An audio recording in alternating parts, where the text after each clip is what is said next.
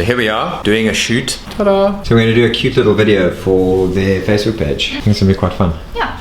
Cool, so I should share this video around the same time that I make this vlog. I want you to see how like simple it is to do stuff like this, you know. The only really like fancy gear is this light and obviously the camera that we're borrowing. But I mean, we literally, this is a counter that's a Mr. Price table with crap on, and these are lamps that I found like over the years of accumulating crap. This is Linnea's marble, and that's literally it. We just recorded it with a fancy camera and it's gonna look amazing, I think. So after that very exciting and wonderful time with the X-H1, I have a very sad story to tell you. I just got a call from my local camera store, Kloppers, who were kind enough to lend me the X-H1 to test out and probably to also convince me that Fujifilm is an amazing system. They want it back. So I have to pack it up and give this camera that I have basically like fallen in love with. I'm annoying my wife because I just want this thing. So we're gonna pack it away.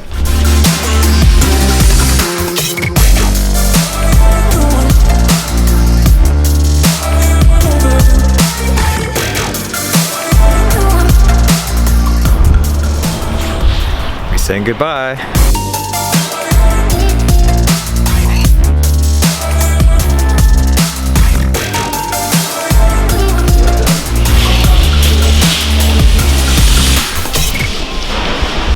So they gave me the X-T2 to try, which is the little brother of the X-H1, and immediately the size is so much nicer. It's nice and compact, but like a lot of the video features are just missing. So we'll have a look. Obviously video quality is an issue. I want to make sure that the video quality is good on this, because you can put up with a lot of missing features if the camera works for you, you know. And this kit lens is also something that I was worried about because, you know, it doesn't have a very wide aperture, but so far I went to go take photos for a client and it's working really well. So now I'm filming in it's 1080p, 24 frames a second. I'm going to take some photos just to show you how nice this lens is.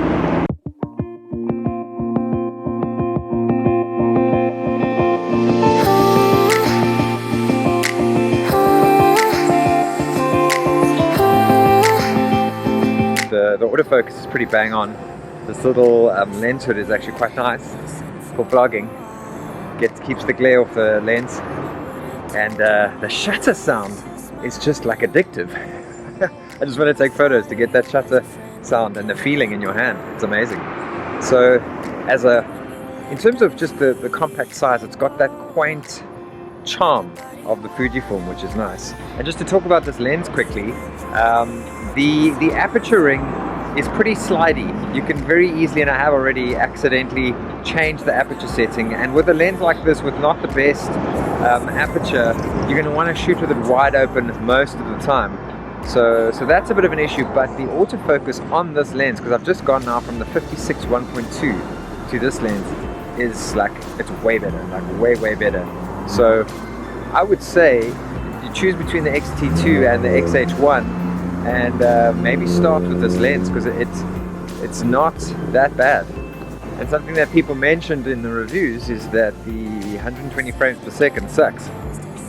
So let's try it. And a better version of me inside. Let me stay there for a while. I feel it now when I see that smile. Something to also note is that they don't give you a choice on the megabits per second, the bit rate that you can use, which heavily affects the file size. So to give you an example now, I'm running and gunning and I'm just making a video while I wait for my daughter. I don't have a lot of SD cards on me. It's running at 100 megabits per second, which is a pretty high bit rate. You know, your phones go from like 5 megabits per second up to like 20. So, you know, it's a pretty high bit rate, and your files are going to be really big when you make movies. In terms of overall solution, this camera is a lot smaller and is a lot easier for me to vlog with. So that's something for me personally to pay attention to.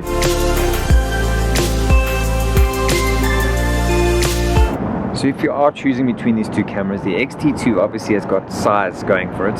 It's more compact, easier to vlog like this, easier just to travel with. The X-H1 obviously is bigger but has way more features. Also, the X-T2 may have had the firmware update, but it lacks a lot of the video features. Bitrate, like I mentioned, you can't choose your bitrate, which affects your workflow quite a bit, And one little thing is I set the light in the front here to flash, a tally light, while I'm vlogging. That helps a lot, so I don't have to check the whole time where the film is going. So those are little things, but they could affect your decision. Also, the X-H1 isn't a lot more expensive, so you can choose between the X-T2, the X-H1, and maybe add this lens. It's a nice beginner lens. It's very sharp. It's got decent bokeh, even though the aperture isn't wonderful. Compared to other cameras, I wouldn't really call it a kit lens. Thanks so much for watching my video. Please subscribe to my channel. Please click on the affiliate link. It really does help me out. And I'll see you in the next video.